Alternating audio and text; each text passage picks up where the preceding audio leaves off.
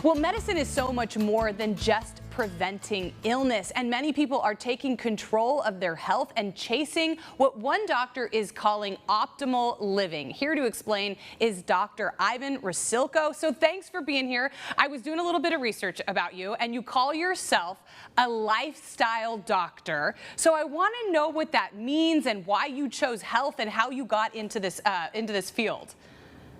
Oh yeah, well it's kind of funny. I think everybody pays attention to their lifestyles much more than they do their actual health. So when you have somebody come in who's more focused on looking good, feeling good, having better sex, having better sleep, they get a little bit more excited about actually following through with their actual program. So that's why back in 2012 I decided to call this lifestyle medicine.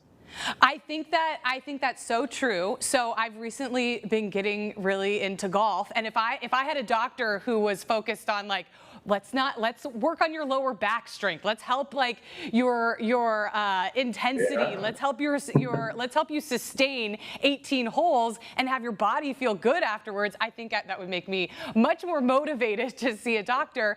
So Oh heck yes, of course. so let's talk about what makes you different in the health space. How do you genuinely treat patients, with their health with medicine?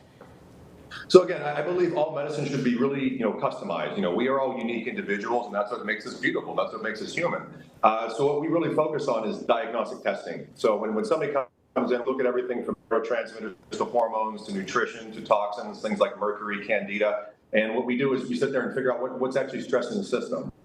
Once we have these biometrics, figured out, we can kind of take it to the next level. So if you want to have better sleep, better energy, better sex, better mental clarity, we can sit there and kind of deduce why you are having these issues in the first place. And it's kind of unique. There's a lot of common sense that goes into it, and unfortunately, I think common sense is lost in a lot of physicians this day and age. But again, I'm a hillbilly from Pennsylvania, so common sense is king where I'm from.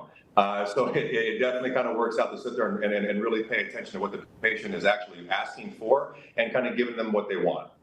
So that's such a refreshing philosophy to come from a doctor, because I hear from so many people who go to their doctor, their primary care physician, and they say, I just don't feel right. I feel like I have brain fog, or my digestion doesn't feel good. And everything they say, you're fine, you're fine, you're fine. Your blood work looks fine. You're fine. And so their symptoms are just kind of passed over. And I think it's why people struggle with their health, because they don't feel validated and they don't feel like they're being heard. Why do you think that people struggle with their health? What do you think the primary reason is?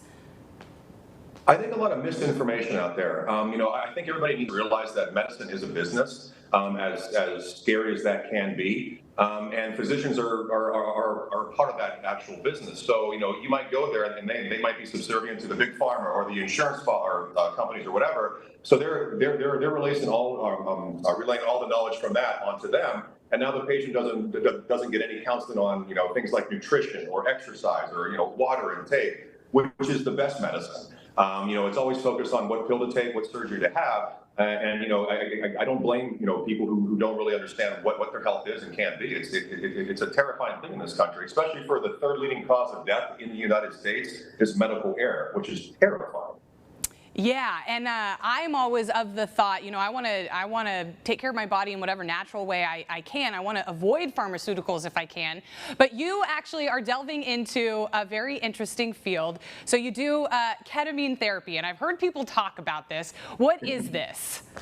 So, ketamine therapy is, that's a medicine and a theory that focuses on the emotional health. I always tell my patients, you are nothing but a conglomeration of your physicality, your mentality, and your emotionality.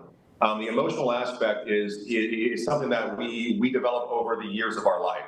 If you were bit by a dog when you were 5 years old, you always harbor that instinctual resentment towards dogs, or that fear. If the love of your life cheated on you when you were 16 years old, everybody's going to cheat on you in a natural relationship. So your brain starts to develop things called neural loops.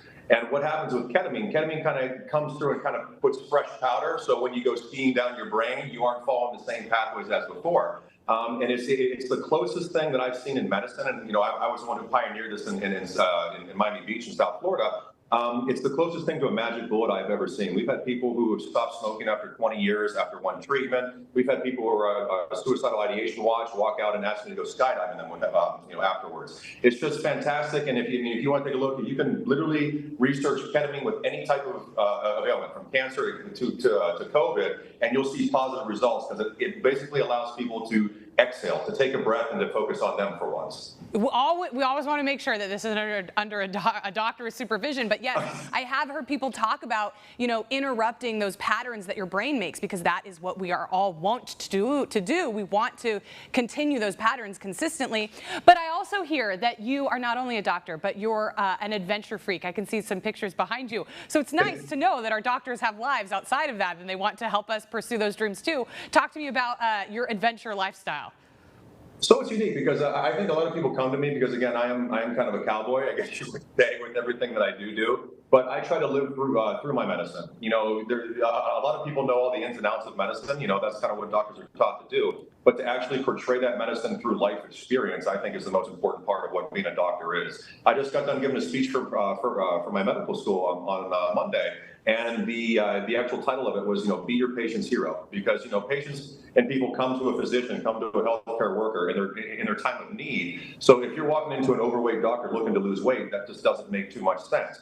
You know what I mean? So it's a situation I have to live and breathe this industry. I mean, lifestyle medicine is jumping out of a plane, swimming with sharks, swimming with whales, and that's kind of what patients, I think, respect about me. What you see is what you get, as you can tell by my shirt and everything else about me. But that's what I really think, you have to provide the example, practice what you preach. And I think a lot of healthcare workers just take that for granted. You're in the business of being healthy, so you damn well better be healthy. Well, I love the philosophy. If I were in Florida, I'd come see you. But for all of our viewers here in the Central Valley, how can we learn more about you and what you offer and what you do? Yeah, no, for sure. Our website's www.lfstm.com. There's a lot of information on there. We're actually in the process of updating it. We're releasing a new product line called Experiential Health, which kind of goes along with what I just talked about. With that, and then my Instagram handle is Dr. Ivan Rusilko. It's a lot of craziness on there, so be careful. And then also lifestyle medicine as well. All right, Dr. Ivan, I love the perspective. Thanks for being here. Oh, it's been such an honor. Thank you so much for having me. And stick with us if you're navigating grief, breakups, or emotional recovery. This next segment is for you. We speak with the founder of Peaceful Pathway Healing Group after the break.